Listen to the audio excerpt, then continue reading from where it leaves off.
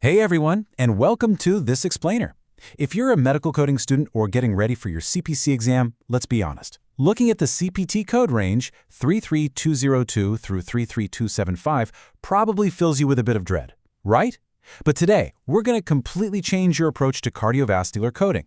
We are turning this from a stressful exercise in sheer memorization into a precise, formulaic, and honestly, highly predictable science. By the end of our time together, you'll have an authoritative framework that gives you the exact answer every single time.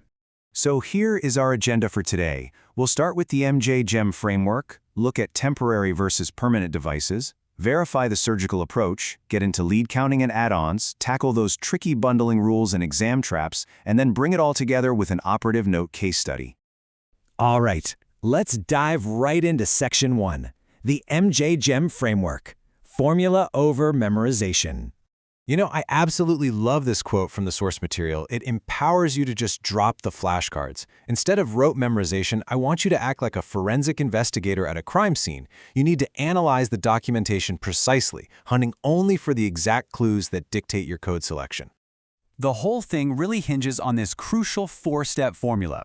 First, identify the exact device. Second, confirm if it's temporary or permanent. Third, verify the surgical approach. And fourth, count the leads. Listen, if you don't know all four of these things, you simply do not know the code. If you miss even one of these checkpoints in the provider's documentation, your entire coding pathway is going to collapse.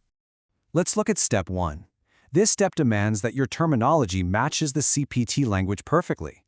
You've got to isolate exactly what was inserted. Are you looking at a traditional pacemaker, a defibrillator, or is it a completely leadless pacemaker? The documentation has to align with these specific terms before you can even begin to isolate your code block.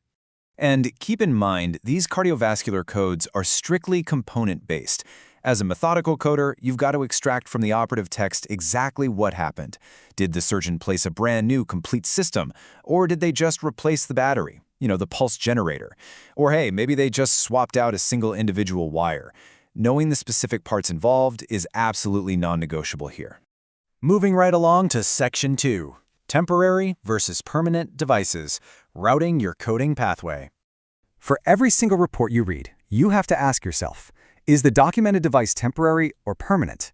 It is absolutely vital to confirm this, mainly because permanent devices make up the vast majority of our 332 codes. It's super easy to get complacent and just assume permanence, but trust me, you cannot afford to guess. Actually, you need to halt your entire process right here if the text says the device is temporary. Why? Because temporary devices are routed to an entirely different section of the CPT manual. Assuming permanence without explicitly verifying it in the text will literally ruin your coding sequence before you even get a chance to look at the patient's anatomy. So watch out for that trap. Okay, Section 3. Verifying the surgical approach, the anatomical pathway. This brilliantly illustrates a massive fork in the road for your coding pathway. On one hand, you have the standard transvenous approach. This is the most common method, where the device is threaded right through the vein directly into the heart. Contrast that with the epicardial approach, which actually involves a thoracotomy, where the device is placed directly on the outside wall of the heart. And again, we have a huge red flag. You've got to stop immediately if you spot an epicardial approach in the operative report. That specific anatomical entrance shifts you into a completely separate set of codes. But if you confirm you're on the standard transvenous path, you're in the clear and safe to proceed to our next critical step. Which brings us to Section 4, lead counting and add-ons, identifying wires and optimization. So during a certification exam, keep these three primary configurations in mind. A single lead uses one wire. A dual lead uses two wires. Pretty straightforward, right? But pay really close attention if there's a third wire. A biventricular system utilizes three wires, and that specific third lead, the one used for biventricular pacing, triggers highly specific add-on codes, specifically 33224 or 33225. Now, there is an absolute unbreakable rule for your exam regarding these configurations. Those biventricular add-on codes must never, ever be reported by themselves as a standalone procedure. They are add-ons in the truest sense of the word, meant only to supplement the primary insertion code. Also, while you're counting those leads, you really need to keep a sharp eye out for specialized terminology like body surface activation mapping in the text. If the provider performed this specific mapping for the optimization of biventricular pacing, well, that optimization procedure gets its own specific Category 3 code, 0695T, added alongside the primary procedure. All right, let's get into Section 5, Bundling Rules and Exam Traps, Dodging the CPC Exam Pitfalls. Here's a massive rule to remember, and honestly, it's one that trips up countless students: the skin pocket rule. You must never code separately for the creation of a skin pocket, and you shouldn't code for a simple routine revision either.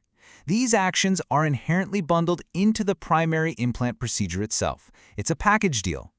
However, and this is why you have to read the operative text so carefully, there is an exception. While routine revisions are bundled, completely relocating a pocket is a different story.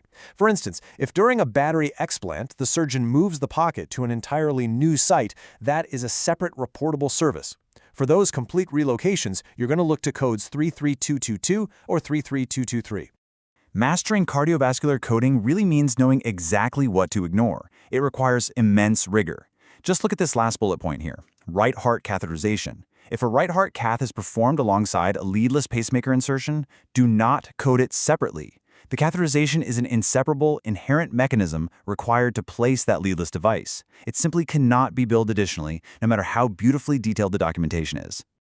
Let's put this all into practice in Section 6, Operative Note Case Study, Applying the Forensics Checklist.